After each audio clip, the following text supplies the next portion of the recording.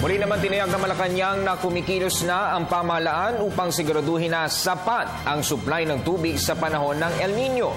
Ayon kay PCOO Secretary Sunny Coloma, may mga nakalatag ng komprehensibong programa ang mga ahensya ng pamahalaan.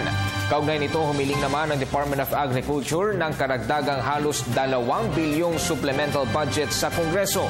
Ito'y para agad ang ahensya sa epekto ng matinding tagtuyot sa bansa.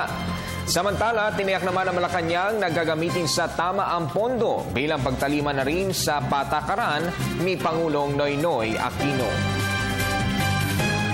Sa pagsunod sa patakaran ng mabuting pamamahala, mahalaga yung pagtitiyak na maging masinop at tama yung paggamit ng pondo ng bayan.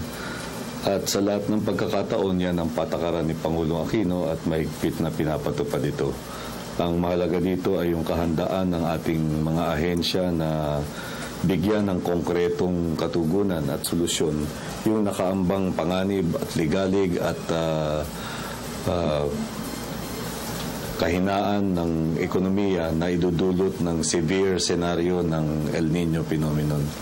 Kaya naglatag na komprehensibong programa hinggil dito para suportahan ang ating mga magsasaka, para tiyakin yung sapat na supply ng tubig at para maiwasan yung mga hindi mainam na magiging resulta nito, katulad ng mga food insufficiency, hinahanda na rin ang mga kinakailangang hakbang para matiyak na magiging sapat ang ating food supply.